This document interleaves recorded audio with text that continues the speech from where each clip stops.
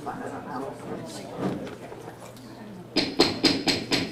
I'm going to call this meeting to order. I'm going to try talking from the left side, but we'll see. Let me going that direction.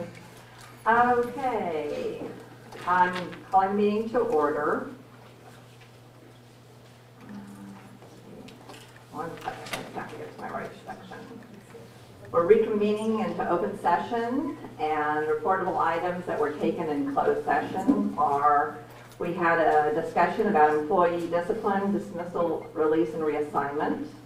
We also unanimously approved the public employment. We had a liability claim, which we had a discussion about, in addition to a conference with our legal counsel on anticipated litigation, and a consideration of a student matter. Good. Next item, approval of the agenda. May I have a motion to approve the agenda? I move to approve the agenda. May I have a second? Second. All in favor? Aye. Opposed? Okay, good. Next item is President's Report. First of all, welcome, everybody. I am... Oh, I'm sorry, I missed one. I saw this one and went, sorry, everybody. This is the approval of the consent agenda. First, is there any public comment on the consent agenda? Yes, well, we'll have our trustee comments after the public comments. No, we're going to remove something from the consent agenda. Oh, right? yes. Okay.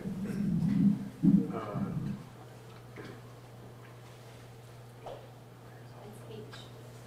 H. Right. I'd like to remove subpart H from the consent agenda. So we're moving 14H, as in Henry, into trustee considerations out of the consent agenda. And also 14W. Can you move this to not, we can see what use 14H The screen up the consent agenda. So H, which is a approval of an employee classification, and W, which is approval of the purchase orders over $7,500. So those two items will be moved up into trustee considerations. So now, is there any public comment on the consent agenda? Is there any other trustee comments on the consent agenda? Seeing as none, can I have approval of the consent agenda, please? I'd like to move approval with 14H and 14W. Thank you very much, Bob. Is there a second? A second. All in favor? Aye. Aye. Opposed? Okay, it's carried. Thank you. Now the board president's report. First of all, I need to report that Superintendent Kimbrell sends her regrets that she has gone home ill a few hours ago, or a little while ago. Secondly, I would like to do a reading of our draft norms. I've been doing this at the beginning of every one of our meetings until March, when we relook at these norms. And so these are the norms that we as a board work with, or work by. We are committed to making decisions that are in the best interest of students, working towards continuous improvement, communicating with integrity, honesty, and civility, welcoming a diversity of opinion, having effective deliberations, each listening openly while everyone is allowed to express his or her point of view, working collaboratively and striving for consensus, respecting the majority vote of the board, celebrating the district's successes, maintaining perspective with a sense of humor, being responsive to emails and inquiries in a timely and respectful manner, and maintaining confidentiality. Thank you very much. The next item for the President's report is I wanted to update a little bit on the superintendent search. Last Friday we received, just to update, we sent out 6 requests for proposals. Last Friday, we received 5 proposals from the search firms, and copies are available for anybody who is interested in the district office. You can come and take a look at the proposals that came from each of these search firms.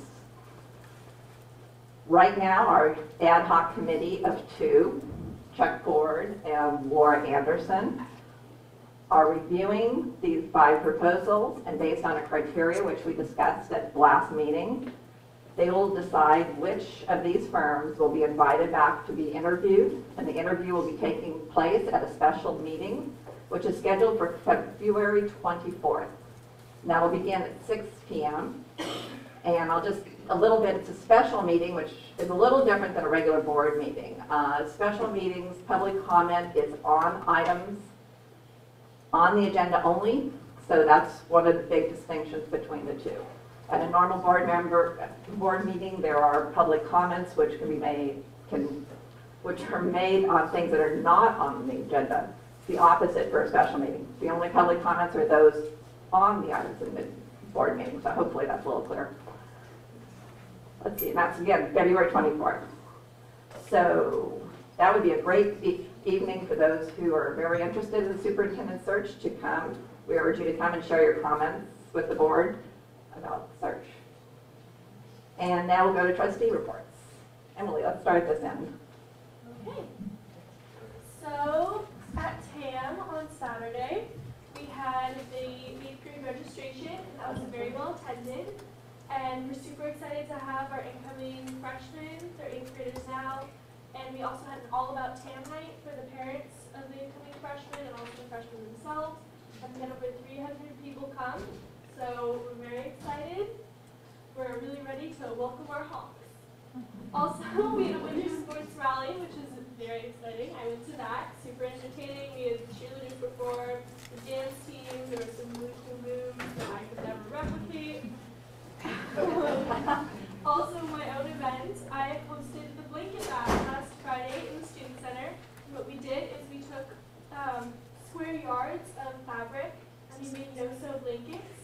And all of the blankets are going to be donated to Project Night Night, which is an organization in San Francisco that gives blankets to homeless children. So we got a big turnout, we made a lot of blankets, and we'll be donating them this weekend. Oh, fabulous.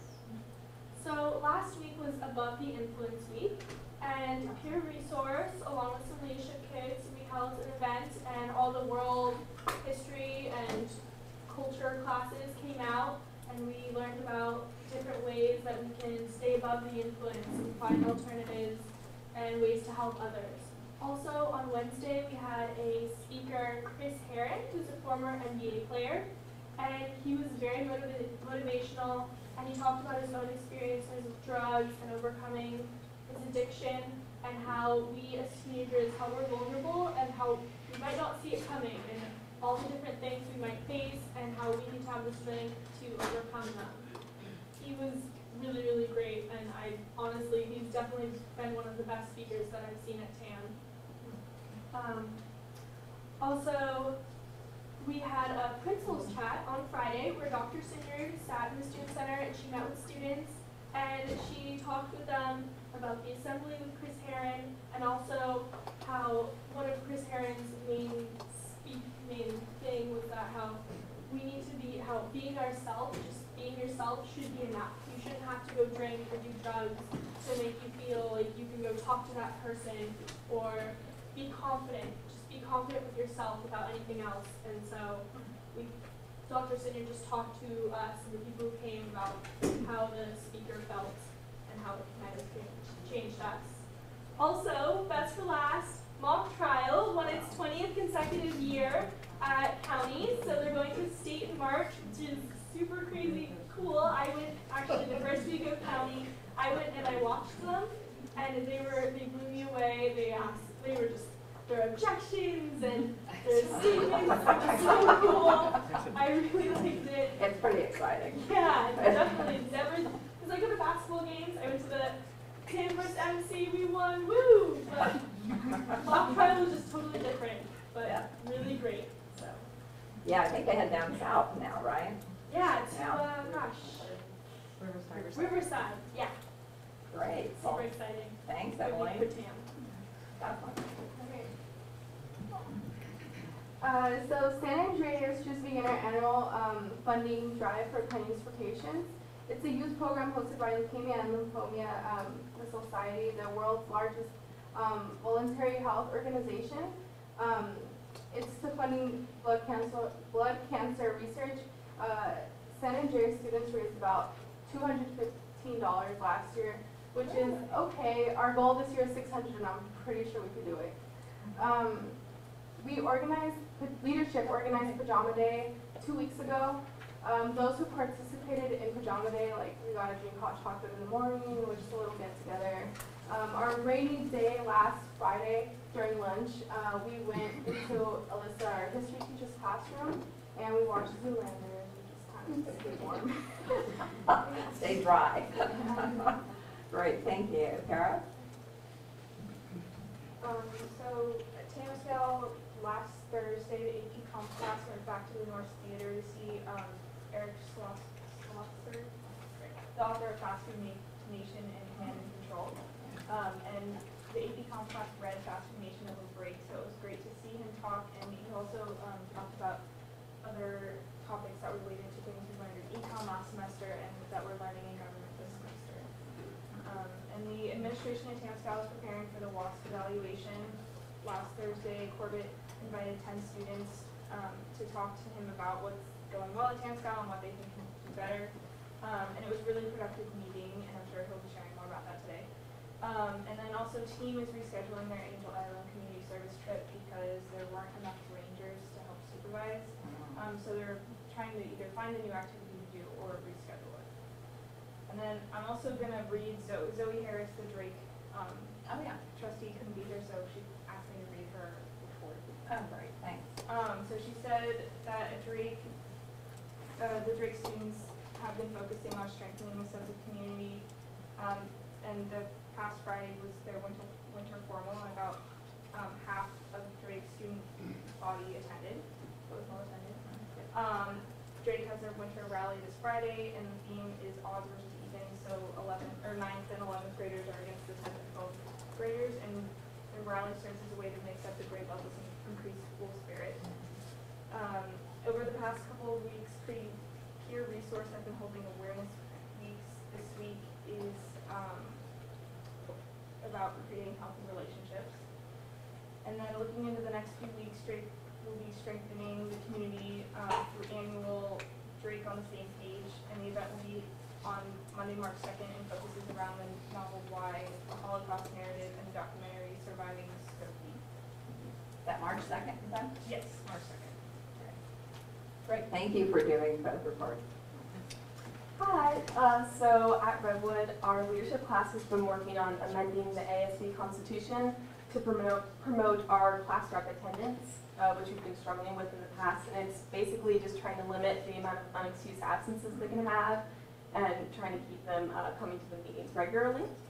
Also, we decided on our 4 o'clock fundraiser. We hold a fundraiser every semester for a different charity, and it kind of switches every semester. So this semester we're going to work on raising money for the adoptive family, and they provide like low-income families who are in crisis. They pay for their rent, their utility bills, and they also provide gifts during the Christmas time. And and also, like Drake, our Peer Resource has launched a new campaign kind of focusing on reproductive health, and our drama also won second place in the Linnea Festival, which is very exciting. They did really well. And one of our students, Will Breck, was the Marin IJ Prep of the Week. And another one of our students, Carly Butler, her version of the national anthem was selected by the North Coast section, and so is going to play at all their games for the upcoming season. And lastly, our course requests are due this Friday, and our 9th grade orientation, or not our orientation, but our registration just happened. So both of those are going really well. Yeah. Great. Well, thank you very much. It's always good to hear what's going on on the campuses.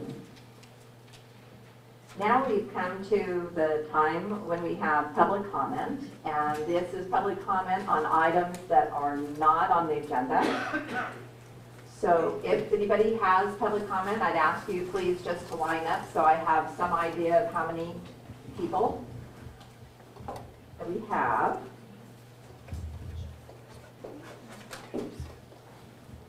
Great, thank you very much. And Hello. if you just could give your name and My name is Leslie Lundgren, and I'm a parent of 2 students that went to Tam High several years ago and one that's a freshman now. And I'm just coming here today as a parent just to make a comment that I think you can all agree that things just aren't adding up. There's been a lot of he said, she said, and we can't deny that the district is fractured right now.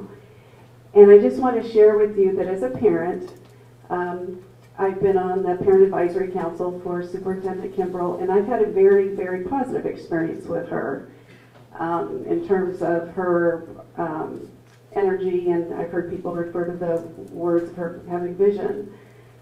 But more importantly, living here almost 30 years and going through the system, you've heard me say this before, I have a much greater appreciation for the teachers. And that's not, that doesn't come lightly here, and I think you know that, you've heard that a lot. So then I wonder what's wrong, because I know the teachers, I know the parents, and I know you all have the same goals. We want to lessen the gap. We want to make what we've got good better. So what's the problem? So with all due respect, that brings me back to you. And I'm not saying this as a direct criticism, I don't think it was intentional, but I think you've had a responsibility. And you've had a responsibility in what the position she's in now, as well as the teachers and us. One thing I would really like to ask moving forward is that when you hear countless over and over and over again comments by the public, and you start noticing things, please respond. And I think it would really help, for instance, when you hear people repeatedly asking you about the curriculum. About last week it was, or last month it was about the API scores at TAM. We heard teachers speak and sign a letter, and I didn't hear one of you say you were concerned or turn to the superintendent that wasn't here, but say, I'm going to go to the superintendent and ask her to look into it. And if you would do that more frequently, then we wouldn't feel that all our opinions were just festering and not being heard. And then that maybe would alleviate what many have thought was some misinformation. So moving forward, the one thing I'd really like to request you to consider, and I'm really asking you to do this, is to look at all of the questions that you've been asked and look at the themes. For instance, the first 10 or so times that Joe brought up the Drake High School, I wasn't too interested, but now I am, because I've been hearing him bring it up over and over and over, and I'm wondering, why aren't you responding? So I ask that you do that, and then in terms of it being a data-driven district to make decisions, I applaud that, and I applaud that you use the multiple lines of evidence, but I ask that you look at the data and use all the data. And you have probably the best data that you've had that's very close to home. You have 80% of the Redwood teachers that reported they were concerned about the curriculum. And you've heard parents say that, and I think the next question is why? And so we can learn from it. Great. Thank you, Leslie.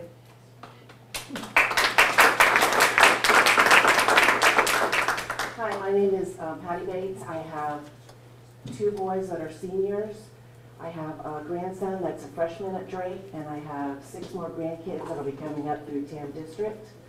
My twin boys had to take Algebra P1 and P2 2 years in a row to get it. They couldn't go to summer school because it had already been canceled. My one son went to Nevada this year for his senior year. My son was scheduled to take business math this year because obviously his math skills weren't that good. And he was signed up for that, and then at the beginning of this year, he was put into geometry. So I went and had a meeting with the teacher and a counselor, and they told me that it had been cut, and there's nothing they could do about it. And I was pretty upset about that because he's having a hard time. He wants to go to college, and he's already struggling. So they told me who I could send a message to, but they explicitly told me not to say their names because in fear of retribution.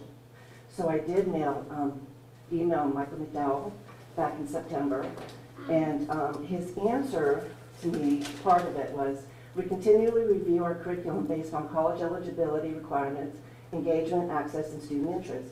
We will certainly investigate courses such as business math in the future. And to me, it doesn't seem like that's happening because the teachers can't even speak up to say that they aren't happy with the fact that business math is gone. Thank you. Thank you very much.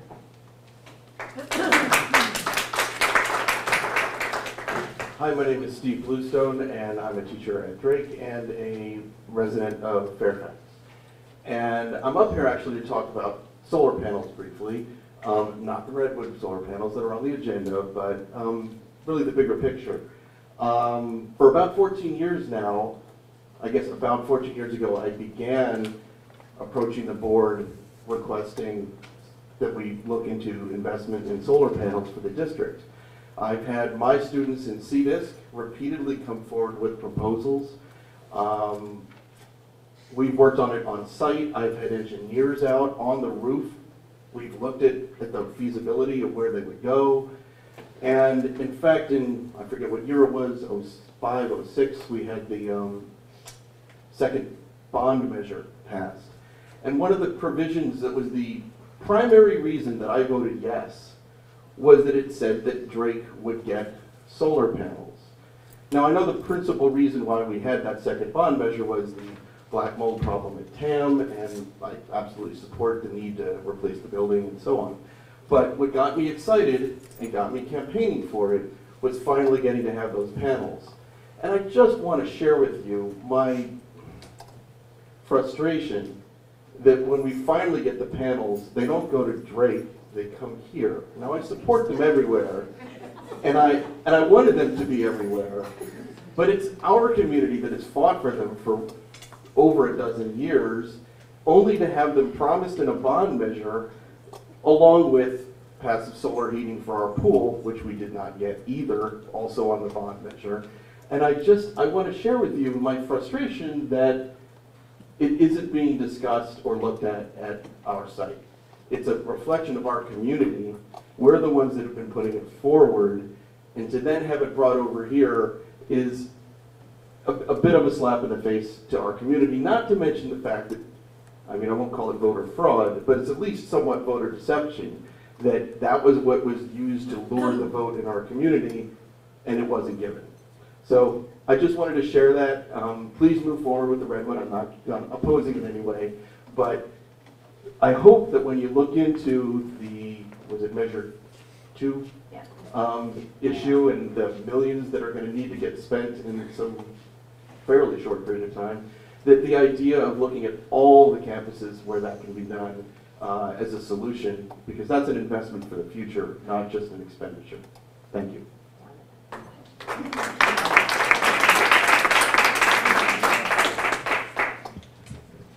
Hello, my name is Mitch Wertzman, and I have 2 children at Tam High.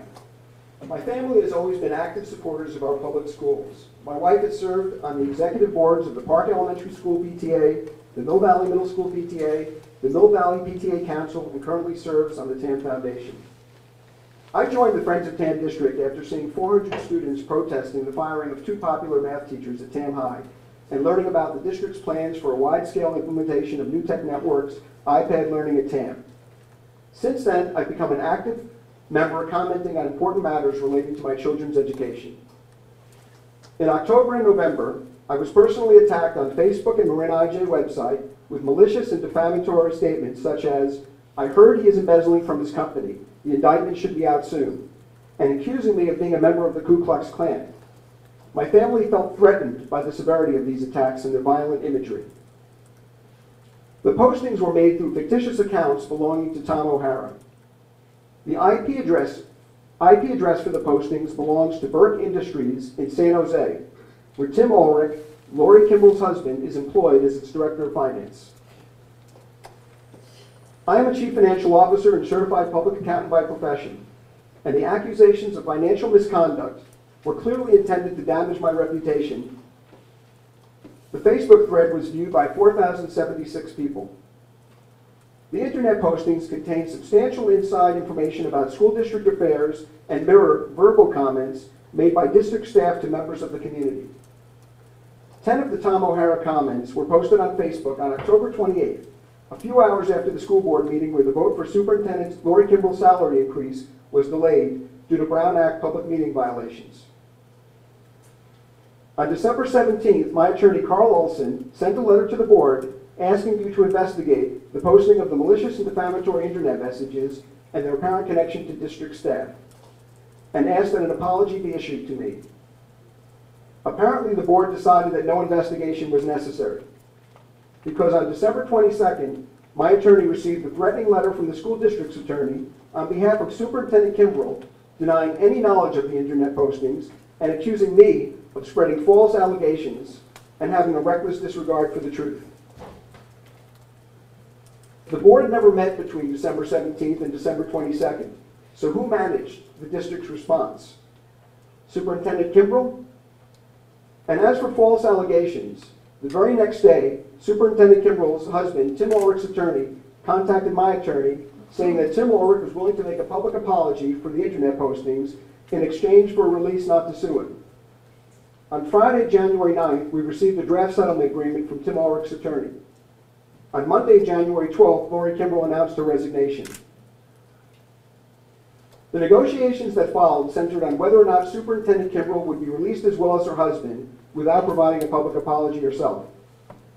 I thought we had reached an agreement, and then on Friday, January 23rd, I learned that they no longer wanted to offer a public apology. They wanted to pay for a confidential settlement. They offered $10,000, which was later increased to $35,000. This has been an extremely difficult experience for me and my family that I wish to put behind me. But I decided to decline the Kimbrell's offer because what I really want is a retraction and public apology. I can't put a price tag on my reputation and integrity. These actions further exposed a district culture of bullying and discrediting parents and teachers who express different views and concerns, and a board that has allowed all this to happen. The public has a right to know. I submit the following supporting documents as part of the public record. My attorney's December 17th letter to the TAM District Board, the TAM District Attorney's December 22nd letter to my attorney, a draft settlement agreement received from Superintendent Kimbrell's attorney, dated January 9th, and a draft settlement agreement received from Superintendent Kimbrell's attorney, dated February 10th. Thank you.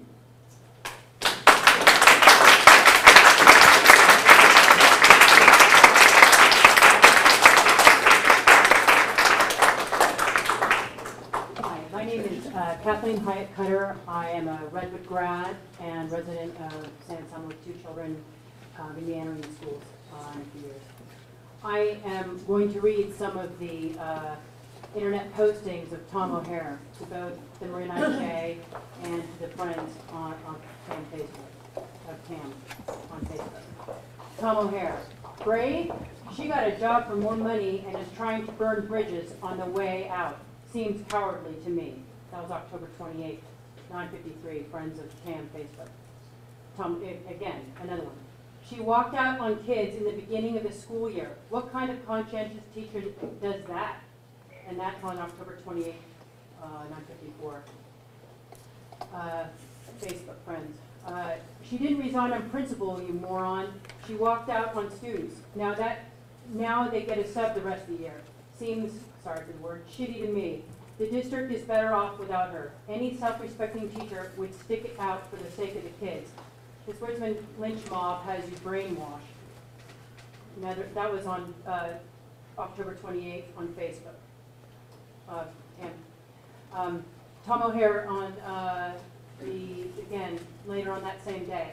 By the way, they didn't try to keep her because she was a horrible teacher to begin with. Just like the mastermind, rather dim-witted mind, Mitch Wurzman had wrote this letter in the first place. I heard he is embezzling from the company. The indictment should be out soon. Friends of TAM, Facebook, later that night. You were an idiot. Same day, same little later. Oh my God, you are dense. The district is not on attack mode. They are daily fighting off the lies and innuendos being forwarded by Mitch Wurzman and his chapter of the KKK.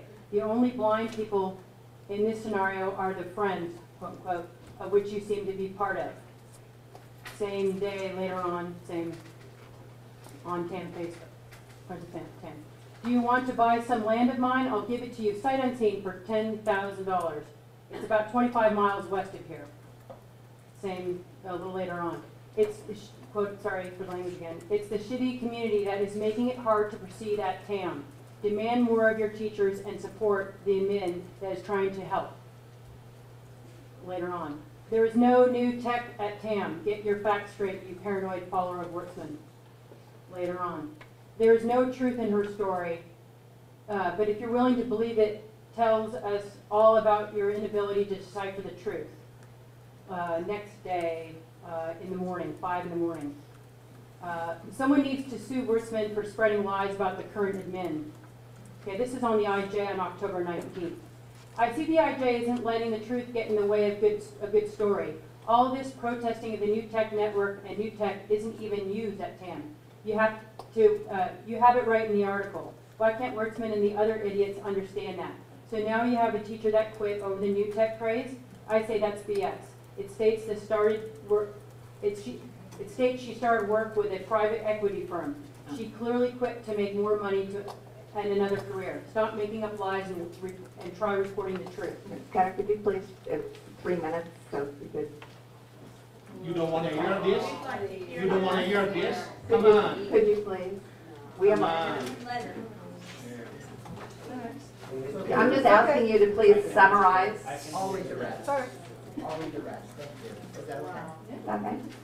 So Thank where you. were you again, Kathleen? Oh, sorry. Kath- Show me.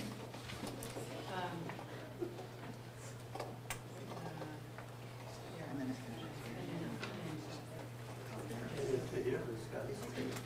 looks like I'm done. Avery, could you introduce yourself? My name is Avery Flasher-Ganesh. I'm a graduate of the TAM district, and I had something to say, and hopefully I'm going to be able to get to that. But I'm going to have to read finish this, what Kathleen is trying to show the community, because it's absolutely appalling, and there's no doubt that this is Kimball's husband. Anyway, so someone needs to sue. Oh, okay. Let's see. Oh, I see that. No, wait. It isn't. This is again Ton O'Hara. It isn't. It's a teacher development program that some teachers are volunteering for at Drake, but the Mill Valley crazes will have you think it's akin to fascism. Their torches and pitchforks have been full force recently. Tom O'Hara. Kevin, your son's math experience is a cause for concern. People in Mill Valley know that if their children attend TAM, they will need a math tutor. Coincidentally, but not really, one of the TAM math teachers has been tutoring business on the side. When the student tried to address the problem, the math teachers got a few community crazes involved, and their lynch mob, wow, has been picked up by the IJ, never one to insist that the truth be part of their articles. The union supports their teachers, and for some reason, this group supports the union. Please know that the union is only in for themselves. It is the district that is fighting on your behalf to provide a high-level education at a reasonable cost. These friends will stop at nothing, and I will promote lies and innuendo to support their case. And since they are anonymous, no one can defend themselves. This is social terrorism, and the reasonable community members are being called upon to get involved and force them to support on their accusations with factual evidence. That is incredible, and I would seriously look into this. Thank you, Kathleen. And now I'm going to continue with my story. First of all, I don't agree with Lori Kimbrell. And now that the cat's out of the bag, so to speak, it's just interesting to hear her say this, but I don't agree with Kimbrell calling parents extremists. They are my fellow community members, and it is unacceptable to me. I've started expressing your administrator's illegalities, and I'm coming a third time. This is my third board meeting that I'm coming, if any of you want to know, to continue. I encourage watching me and other parents from previous board meetings at the Friends of TAM District YouTube channel. I am going to start off by saying, parents, if you're watching, I would be very cautious around matters with IEPs in this district. Me and my parents thought an IEP would be beneficial when I thought I was going through a hard time. I thought that authority figures could be trusted because that was the way I was brought up. I was sadly mistaken. Again, to everyone watching, whether this be it be this room or YouTube, I would advise against believing what most of these administrators said. I started realizing that the pieces of the puzzle weren't fitting together when a Tam High assistant principal asked my parents to search my belongings in an effort to find something trivial that I had never even stole. That is an invasion of my privacy. Teachers at my high school when I left were banned from contacting my parents when I left Tam High. And that's what sounds to me like they wanted to hide the full story so then they could have their lawyers discriminate against me later. I was able to get a hold of an abusive email from lawyer Lenore Silverman depicting me as an out-of-control and dangerous kid, with things taken out of context used as evidence. This is why teacher communication is prevented in this district, to hide the truth. I am not afraid to expose that truth, because now we, as community members, know what this administration is capable of. Firing qualified teachers for revenge against the department. You just maybe finish that. Okay. I'll give you a little bit longer. Against the department, and exploiting students and families. And I'm going to continue what I'm saying later at another public comment this meeting. Hopefully I'll be able to. But to end what I'm saying, I will keep coming until all is exposed, and I appreciate the support from teachers and parents. I support them, and I want to make sure this doesn't happen to other students. And again, I have more to say. I will say it later this meeting. Thank you.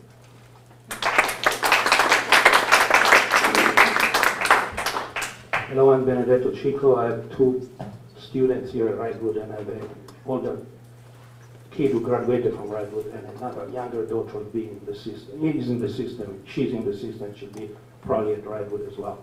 I came here to make a comment about what's going on until we have a new superintendent. It's not related, however, to the search for the superintendent, so I believe it is part of the open item comments now. And I'm wondering, for the last, I believe, couple of weeks, Ms. Kimball has not been working here or really out. She left a few minutes, by the way, before the board meeting. She didn't notify the board a couple of hours ago. I see her walking away. Okay. But anyway, I'm wondering who is in charge, who is running the show now? And did the board meet and give, I believe, Mr. McDowell specific instructions on what to do on a day-by-day basis? Have you considered that? Or the ship is on autopilot now? No, if she was at a seminar, not a symposium for all superintendents in the state last week, and this week she's been here, except for, as you said, okay, and talking about the seminar, are we paying for her to go to seminars now? Shouldn't we cut any further expense on her education and use her only for what is really needed on a day-by-day basis? Anyway, that was my first comment. So she's in charge, so just to know very well. And as I some time left, I'm shocked by what Mr. Mitch Wortman just read. The rumor was around in the community for several weeks. But to actually listen to that, it's shocking. And not surprising though, because this is what really some of you on the board, particularly Mr. Walter, and in the past you, Ms. McCarty, has been doing all the time. You've been bullying everybody around you. And so I'm not surprised about Ms. Kimbrough PA, confirmed by the way that after you had been notified by Mitch of what supposedly, allegedly she did, you allow her to have an interview on the IJ, calling again and again parents like us extremists. So it's really out of control. So I'm shocked because I don't know if you realize that for a public officer like Kimberly in her position to attack individual citizens is not just a violation of Mitch's rights or reputation. When she does that, she's trying to silence, when she did that, or her husband, she's trying to silence everybody else. So I do feel personally offended by her or her husband behave, and I really hope that you'll do something about it. If any of the students did that cyberbullying, they would be suspended, they would be expelled, and you allow the superintendent to do that with those cases, and you allow the district attorney to pay for her defense, attacking one's citizens? Shame on you. Good night.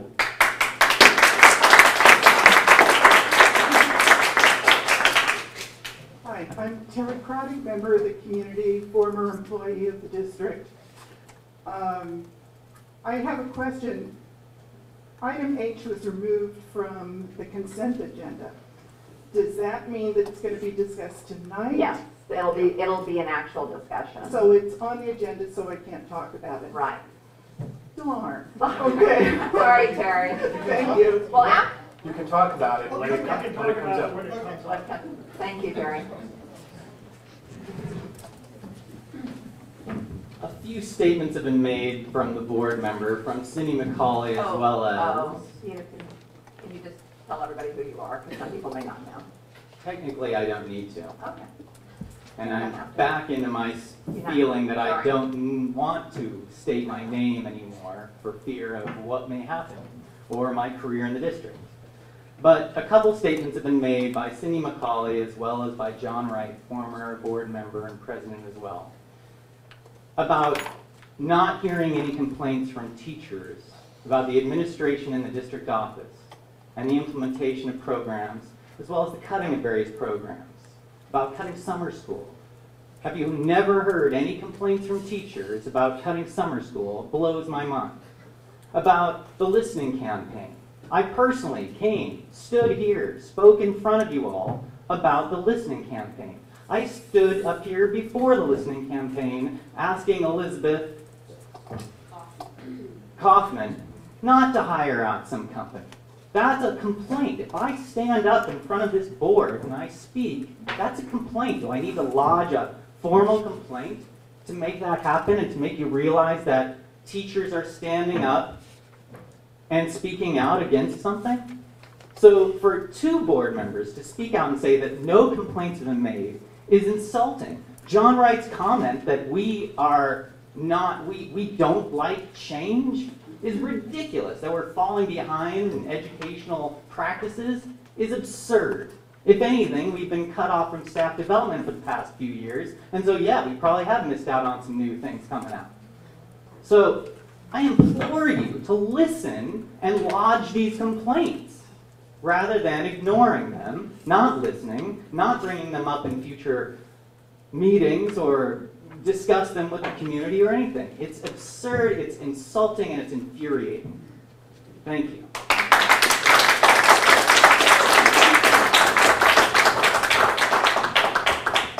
Hi, Suzanne Maxwell. I am a teacher and a taxpayer and a parent. And I think my first words out of my mouth are, wow. And I think they should be coming out of your mouths as well.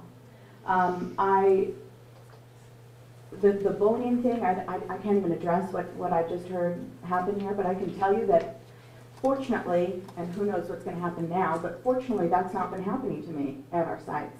But I can tell you that some of our greatest teachers, some of our award-winning teachers, and many, many, many beloved teachers are being bullied in this district, including getting called in for not having a T crossed on a field trip form or an I dotted on something else, which actually turns out they are, and they're being harassed by administrators. And I'd like to tell you, I've been here since 1991, 1990, if you want to count my year at Drake student teaching. And this place has always been a high-performing district with amazingly dedicated teachers who love what they do, who love the kids, who love the community. It's why I moved here. It's why I teach here. And I can tell you that there are many others that are the same. And when Mr. Levinson left our district years ago, and when Mr. Bob Ferguson left our district years ago, we were a staff that was innovative, that we were enthusiastic, and we were constantly moving forward. And over the last 7 years, we have watched the curriculum be squashed, be crumbled, the highs and lows parts of high and low ends taken away. Our class sizes get larger, programs being taken away, and I'm concerned about it. As a parent, I'm concerned about it. In addition, the last thing I really wanted to come up here and tell you guys is that I have watched my children's own schools, a K-8 program, that instead of going directly from either a beloved superintendent or a superintendent who was not loved, there was always an interim because the community needed to catch their breath. In addition, you're setting up the future superintendent for failure by not giving this community a few minutes to heal and a little bit of time to regroup. Because if it was a great superintendent, which I'm not here to say that, then you could never replace them. But if it's a horrible superintendent and the leadership has fallen apart, then we need time to heal and regather and put ourselves back together. And I really want to recommend that you guys consider strongly considering a interim superintendent so that we can pull ourselves together. You are hearing tonight what is going on in our schools. You've said you haven't heard it. You are hearing it now. It has been happening. We have been speaking to administrators on all levels, to many, many people. And you are now understanding what's happening. Thank you.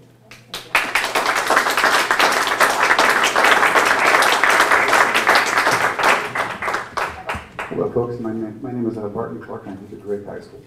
And there's a lot I could say, but I'm going to try and limit it to a few comments here. I just want to say that when I joined the district back in 2000 or 2001, I'm looking back to be honest. I just come out of high tech. I was a controls engineer. My daily regime was to be surrounded by 80 engineers from Caltech, MIT, Carnegie Mellon. I mean, it was the top tier of what this country has to offer. And I got laid off like a lot of engineers did, and I stumbled into Drake on a whim, basically. Not intending to stay for a long period of time. I was going to pass a couple of years. When I went to Drake, though, the thing that surprised me about Drake and this district was the incredible faculty. I didn't think that at a public education institution I could be in a landscape where so many intelligent people could work together in such a collaborative fashion to do such great things. And I was stunned at what I saw. And so there I was at Drake in 2001, 2002, and we were on the cover of Time magazine for being an innovative school. We were the weekly recipient of tours from around the country to see what new education looked like, and it really was an amazing place. And it was that moment, those first few years, where I decided that I would step out of high tech and really stay in public education. And that was the landscape that I stepped into back in the early 2000s. And honestly, and as much as I respect John Wright, and I really do, his kids came through a Drake engineering program, I really have to reject the statements that he made when he said that the teachers in the town district reject change and don't want new ideas. That's just not true. That's not true. The district that I came into was very much, teachers are here were people that I highly respect and I learned from in the first 7 years that I was here. I was amazed at things I saw, and I just want to say that those people are here. We are interested in learning new things. We are excited about the high end of education, and that really is what this district is about. And that all changed 6 years ago. It just changed. What I have seen is a systematic pushing back of the people that know the most, have the best ideas. They've been pushed aside. And I want to put that out there. I'm in the middle of my evaluation cycle, and so I'm taking a tremendous risk in speaking tonight, and I do feel that risk right now. I'm hoping that the evaluation cycle will focus on my teaching skills and not my political opinions, and I guess we'll see how that unfolds. But I just want to say that I really have a lot of respect for you guys and the job that you do, and the faculty that's here. I hope that we can return to a landscape where the faculty is embraced, the community is embraced, and that collectively we can bring this district back into a landscape where it really is about what's best for kids and not individuals and their political agenda. So thank you very much.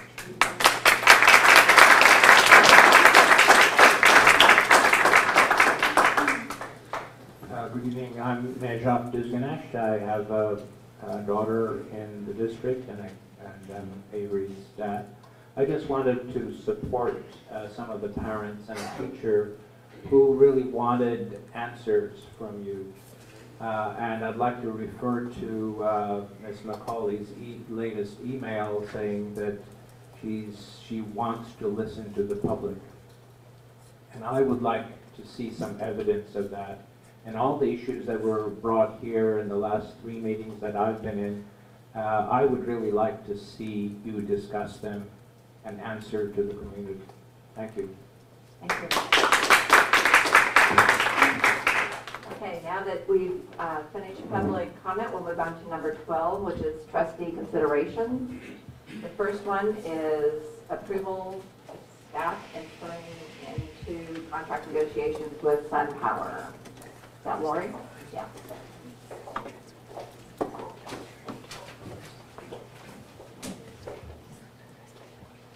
As the board is aware, for the past few months, staff has been working to assemble a team and bring forward a recommendation for a proposed solar energy project.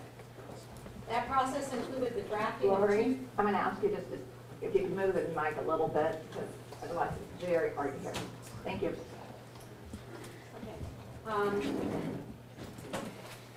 The process included the drafting of 2 separate requests for proposals, both reviewed and approved by our legal team at Fagan, Freeman, and Fullfrost.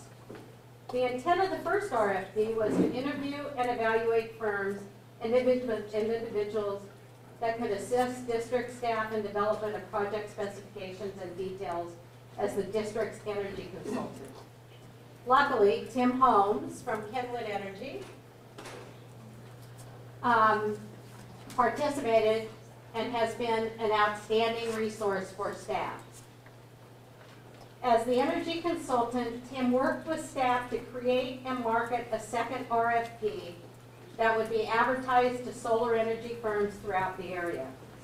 In the meantime, staff enlisted the assistance of Laura Franke and William Fryman from PFM, Public Financial Management, to add their expertise in the financial component associated with energy projects. Ms. Franke also participated as part of the review and interview teams, as did Mr. Catrino and myself, and was extremely beneficial in helping the team to get the point where we are tonight. So at this point, I would like to turn our presentation over to the professionals, to Tim Holmes of Kenwood Energy and William Fryman of PFM, to help explain what it is and what we need approval for. Great, thank you.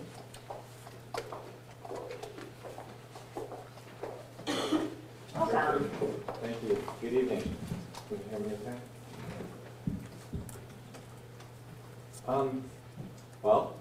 Thank you.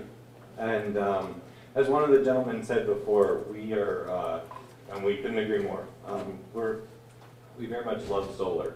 And we're very excited that the campus is going to be looking at installing solar. And frankly, I think this is a pretty easy item, one that ultimately will result in savings, and it's really a matter of how you'd like to take that savings. And so, without knowing exactly the extent to which this item has been discussed before, I'll go over material at a pretty high level and then happy to answer any questions. As Lori alluded to, the process was one that evaluated a number of firms that have the capability of installing solar, providing a number of different financing solutions that would allow the solar installation to generate savings for the district. And really the savings come in the form of avoided cost of utility rates that are currently being paid and that would be offset by the solar installation itself. 3 firms were ultimately interviewed, and the process from this point forward were sort of in the February timeframe, so all of the items towards the top here have been completed. Staff has a recommendation today for the firm that should be selected, and from this point forward, the hope is that the board would select not only the firm that would do the installation, but also preferably would come to some conclusions as to the financing mechanism that would be used. And the hope is that that would all culminate in a commercially operational facility at the end of summer or beginning of fall. The 3 firms that were interviewed were Blue Oak, Sol Ed, Sun Edison, and Sun Power. All very qualified firms, all put forward tremendous and thoughtful proposals, and had a lot of commonalities, a lot of financial commonalities, and also system commonalities that others can speak to as well. I won't go through this much. The system size will all be spoken to, but similar system size, similar cost, and similar savings, all fairly similar in specifications and approach. What we would like to talk a little bit more is about the financing mechanisms. This is really kind of spans the gamut from owning the facility and paying for it yourself versus versus taking the power from a third party, from the developer, and paying for it over time, similar to the way that the power is paid for now over time. Although instead of paying PG&E for the power, you'd be paying, SunEdison or SunPower. Spend a little bit more time on those. Before we go in detail into the financing methods, maybe I'll turn it over for some discussions of why recommending SunPower, and then talking about, I'll speak to the economics, comparative economics. Hello again. It's nice to be back. We got a lot done since, so I guess it's only a couple months ago. So, as Will said, we actually had 6 proposals. We narrowed it down to 3 finalists that we brought into this room and had interviews and presentations. And out of the 3 finalists, and I have to say this again, is we had 3 really good proposals. It would be really hard to make a bad decision with 3 companies that we had in. But we selected SunPower, and we did it for a number of reasons. First of all, is there are some underground issues out in this parking lot. There's a lot of underground equipment, and they had in their installation, they were able to avoid all of that equipment and simplify the installation process, which gave us a great deal of confidence that we're not going to run into problems somewhere down the road. They also have the best product warranty. Their warranty is for 25 years and also includes the materials and workmanship of the panels themselves because they manufacture them, plus the overtime degradation of energy. And one of the slides is, if something goes wrong with your panel, we don't care what's the matter with it, we replace it. And not everybody does that. They have the lowest degradation. What that means is they guarantee that their panels are going to be, in 25 years, they're going to be producing very close to the nameplate output. So they guarantee a 0.25% degradation over time, where others are closer to 1% per year over time. They also offered a financing option. We went out for a proposal for either buying a system or entering into a power purchase agreement. Power purchase agreement is where we pay for the energy generated as opposed to paying for the system. So they came back with a lease option, which is a financing option that allows the financing entity to take advantage of tax credits that the district can't take advantage of. And so in a way, you get to finance something over time, and it actually, in a way, we'll talk about it some more, may actually produce more net present value to you than actually just buying it outright, which is unusual. They also address the fact that they're not going to mess up the walkways in the west parking lot, which we were concerned about. We didn't want a big post right in the middle of the walkway, so they're going to build a system where the posts will be off to the side, those walkways will be maintained. They have a strong educational component, and they also, what's not on here is they brought in their project manager, the guy who's going to be on site, and he did a great deal of the presentation when we were here. So we got a very comfortable feel with their construction professionals. So we really had the best feeling with SunPower. So the next slide is just a real quick overview. So you can see that there's a pointer in there, right? So right here, this is where all that underground stuff is. It's out here. Plus, this parking lot, I didn't mention this, is the geotech report says they had to go down 80 feet before they hit anything solid. Over here, you only have to go down 20 feet or something like that to hit solid stuff. So by not building here, you avoid the need to do fancy footwork foundations, and you avoid all of this underground stuff. And again, the walkways we want to maintain are these ones that go from this end of the parking lot to that end of the parking lot. And also, somehow I missed it, SunPower has the most efficient panel. What that means is you get the same amount of energy for less space. So some of the other proposals, to get the same amount of energy, they had to put another parking structure here and another parking structure here and another parking structure here. They had to do that to get the same amount of energy. So by having a more efficient panel, we can eliminate the need for panels out here, which saves us, again, the trouble. And so who is SunPower? SunPower is a company that's been around for a very long time, kind of since the beginning of the solar industry, which started in its current form in the year 2000. Before that, it was people putting solar on their off-grid houses and things, or people doing solar, but there wasn't a true solar industry. So they've been around for the whole time. They've been around for a good 15 years. We also have 2 members of the SunPower staff are here, Emily Humphreys, where are you, Emily? And also Alan Brown. So if you guys have questions later for them specifically, you can ask them. Oh, here's the efficiency thing. That's why I didn't get it before. Anyways, they have 5,000 employees. All they do is solar. They have over 1,000 systems installed. They manufacture in the United States. They have a lot of revenues and they're publicly traded, so they're relatively financially sound. And they have 220 solar systems for school districts that they've done. So when we talk about the division of the state architect and the issues with that, they've worked through those problems before. And then these are just kind of pretty pictures that show you what things end up looking like out in the parking lot. And I don't know if they give great perspective, but I thought that was a nice one since it has buses. We are going to build them with a minimum height of 10 feet, but we have plenty of access around for fire and the bus access. And with that, I'm going to hand it back to Will. We'll maybe jump back now that we've got some pictures to reference to the economics. I spoke earlier saying that the cost of the facility is fairly comparable across the bidders, and I think this is representative up here, the 3.3 million to 3.4 million, right in that range.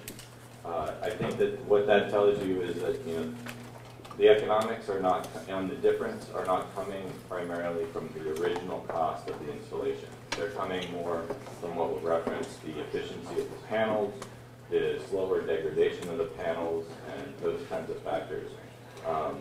Also, as we get into sort of the contract options, there's the SunPower proposal is cheaper here as well. But I think from a base perspective, installed cost is pretty similar. But over time, because the SunPower facility will perform better, there are more savings to be garnered over time.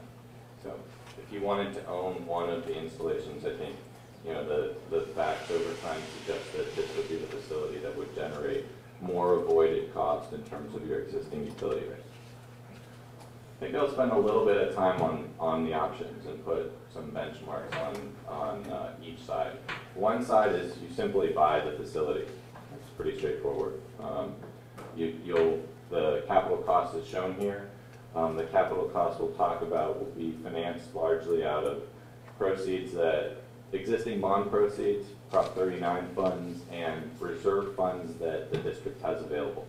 So no financing really that's necessary, just funds that are currently on hand that are earning a modest rate of return that would instead be put into this facility and generates a lot of savings, $300,000 to $500,000 in avoided cost of utility rates. So that's the ownership side. On the other side, you have what we call a PPA, power purchase agreement. It's essentially a contract to buy the energy from the facility.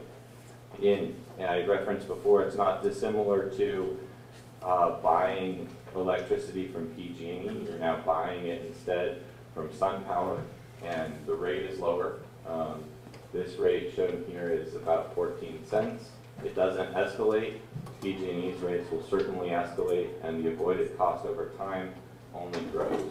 So you start by avoiding $300,000 to $400,000 of cost, and by the end of the PPA term, so this contract period in which you're buying power, you're avoiding PG&E rates.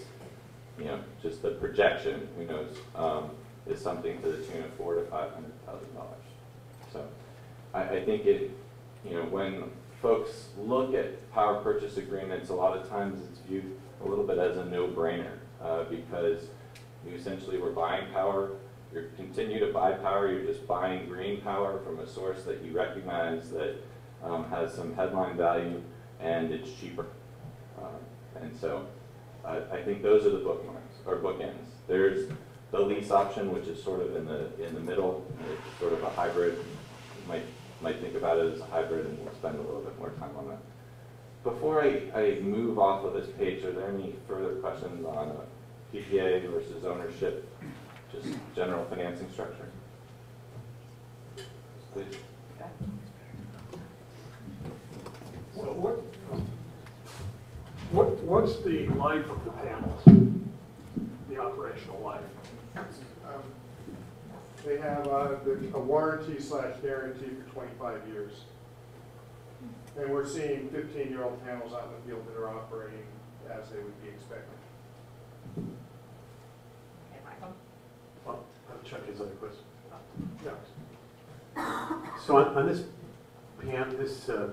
slide that you have up, it indicates that these net savings projections do not include operations and maintenance or replacement of inverters. So what can we expect those costs would be, to be, and to what extent, if any, are those costs going to be different, in your opinion, between solar panels from the three proposed providers? I have some numbers, but do you want to speak to that? I think that SunPower, one of the reasons we selected them is because they have a panel that has a better guarantee. So operations and maintenance costs over time should be a little bit less. But in reality, it's going to be very, very similar if you chose the purchase option. Okay, but what are we talking about? I mean, it's not calculated, but you have numbers for projected savings. I'm just wondering what we're talking about. It's not in these numbers. Okay. I think But in the financing numbers we did later, I thought that they did get in. No? Okay. We have proposals from a couple of the vendors, and it was right around $15,000 a year. Typically, what I do when I'm doing a cash flow analysis, I'll assume in the early years that it's about $5,000 and inflate it by an inflation rate. And then in years 11 and 21, I assume that it's going to be $150,000 for a system this size, because we may have some, the inverters are rated at about 10 years to 11 years. So I assume, and I think, and again, what I'm seeing in the field is we're not having to replace inverters. But as I said, the industry kind of started in 2000, so there's not a ton of 15-year-old systems. But that's how I treat the cash flow analysis. That's what I brought to you guys a couple of months ago. That's what was included in there. Can I ask, continue? Yeah, go ahead. Just maybe as a couple further numbers, I think that when SunPower's proposal was evaluated, the total O&M expenses that they projected was about $450,000 over a PPA or over the initial 25-year term, and that included essentially starting as was said at about $15,000 and escalating at 3%. This may not be a fair question, but I'm going to ask you anyway. So all these projections assume 25 years, presumably there's a 25-year expected lifespan. But what happens at the end of 25 years, right? I mean, are we going to have to replace this again and kind of go through it again? Or is there any likelihood that these panels will continue to be operable? Or, right? So, right, so we don't have it, we know what we have to do. We have to resurface the parking lot, but this is something else. Yeah, I don't know. Let me maybe speak to one just sort of structural item. I think from a structural perspective, the PPA, there is an option in which a PPA involves taking away the panels, and essentially you're returned to square zero, or to point zero. And so from that perspective, I think the PPA is in keeping with, the opposite of ownership, where you have none of the problems of ownership and none of the benefits of ownership, and that is really encompassed there. I think what I've heard as well is that panels are lasting a lot longer than their projected average life. So it is probably likely that at some after year 25 there's some residual value, but I'm getting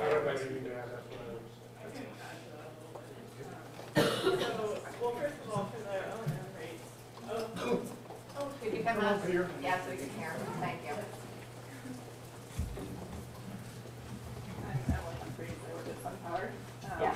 So I just wanted to clarify, and I apologize if we didn't clarify this earlier, the operations and maintenance costs and the inverter replacement costs are included in the PPA rate, but they are presented separately for the purchase prices.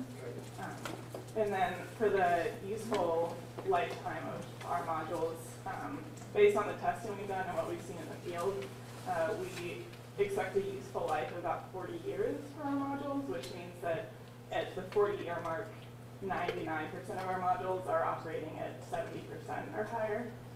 So that's something to consider, particularly for the, the ownership option, that you will reap savings beyond the 25 years, but the warranty is 25 years.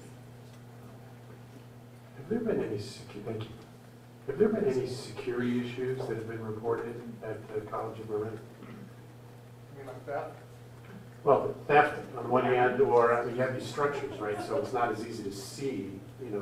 There's barriers, right, in terms of line of sight and so forth. But I'm just wondering if there's sort of any unexpected, results, or increased incidents of theft or whatever it is, rising out of affecting the structure instead of a broad field of vision. I can actually speak to that. Actually, as part of the design, one of the things that we were going to take advantage of was the fact that now we're going to have conduit running to all those structures, which means we can take security cameras to those locations, as well as anything else we need to take out to those locations, and actually increase our security in parking lots that we don't have now. Right now, our cameras are far away from anything that's happening out there, and most of the time when you blow up an image, unless you have one of the most modern with a high number of pixels, you're not going to get a good image. But we're hopeful that as part of this project, and having that raceway underground to get to those locations, we can actually accentuate any security or any safety issues that we have in those areas right now. So that was the plan. So to answer your questions, I think we can increase our security instead of worrying about anything that's out there. Emily? Yeah, so I think I'm a little confused. So how long would it take for the solar panels to pay off for themselves? Like how many years? And then after that number of years, how many, like the savings that you would get from that? Because I mean, that's basically your net savings, right? How would that compare to the savings you would get from leasing them? That's a good question. Also, I think that's on I have another question too. Solar panel technology, it's advancing a lot, right? So what's the likelihood that you would have to replace the panels before the 25 years just because they're outdated, or is that not something you do? I don't know. No, they're both good questions. Your first question we do address in a couple pages to come. And it's a good question.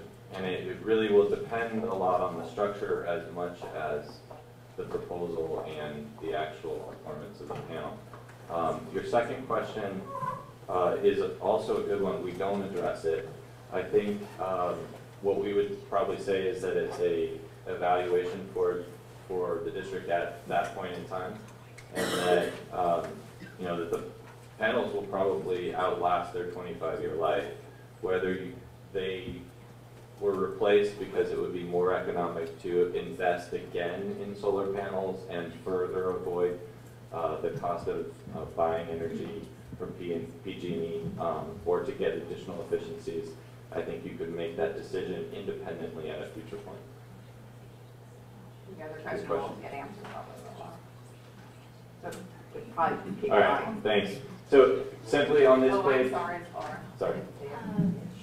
Yeah, first I want to thank you for all the work you've done. This is, and I'm glad we had competition and you had 3 good bids. That's great.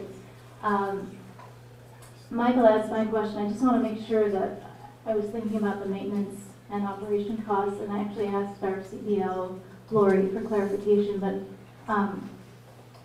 what I understand, and I just need to make sure I'm clear in my head before we think about the money.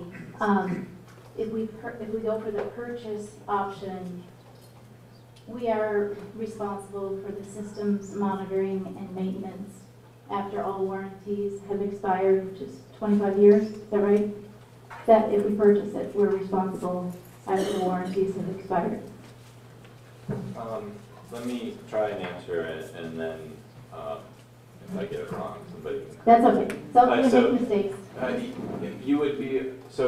You would as an owner, you would derive the benefits and cost of ownership, including being responsible. I think as Emily corrected me, and I apologize if I misspoke, if you own, you will have to pay to operate and maintain. If you do the PPA as a contract, then SunPower will operate and maintain for you. And so you will avoid those costs. Beyond that, Tim, do you want to speak to the... Did that answer your question? So the numbers up there are the $7 million for SunPower. If we purchase, those numbers do not include maintenance and operation costs. So they're in essence overstated by... Part of the reason they're not included, I think, was that there was some debate as to the appropriate amount of O&M that would actually apply, and whether SunPower would be the ideal operator. Anyway, setting that aside, let's say it's $500,000. This number would be overstated by $500,000, whereas the PPA option, which is further down on the page, is correct. Okay. I just, thank you. That's what I thought you were saying, and I just want to make that clear. I have a couple other questions, as long as I have this microphone in my face. The Prop 39 funds that we see, I guess it's coming, maybe I should wait until later to talk about that. Okay, I will yield the microphone. Yep. Sorry. This may be kind of a random question, but I was just wondering, is there any earthquake safety precautions that are put in place for the solar panels? Because looking at them, I feel like they could be a little bit dangerous. It's all, there are standards that you have to design to, whether it's a building or anything, and you guys are in a specific seismic code and a specific wind code, and all of the structures have to be designed to that. They're all, the designs are developed by structural engineers, which are civil engineers with a couple more years of school, and so it's a good question, and like a building, it's going to be designed to withstand the seismic and wind loads in this area. No, I'm fine. So can I follow up on her question? Sure. Because great minds think alike. So what about the insurance for this, right? Including, I was thinking earthquake insurance. So to what extent is that included within your financial analysis? My understanding is that it does not affect your insurance. And in private companies, wineries, other entities that I've dealt with, it has not caused any kinds of increase in insurance for the property. Okay, let's move on. Thank you. So, moving along. In terms of available capital, should you want to purchase the facility or to make the capital investment, or further to make a contribution to the power purchase agreement, which is one of the options, essentially making a small upfront investment in the power purchase agreement. As I spoke about earlier, there are about $600,000 of remaining GEO proceeds. There are about $160,000 of Prop 39 monies that are available, and then we've projected forward a couple of years of Prop 39 receipts as well. To the extent that the district were to make the capital investment, that would mean that there would be an outlay of an additional outlay of about $2.7 million out of reserves. And assuming, I think there was a question about this, but there is some cost to using the reserves, of course. There's the cost of depleting your reserves, of course, and there's also the economic cost. In this current market, reserves are not worth that much money in terms of bank account receipts, and so if we assumed a pretty aggressive rate of return on those funds, about 0.3%, which is pretty aggressive in this market, that equates to about $8,000 a year, which is what this $2.7 million would cost.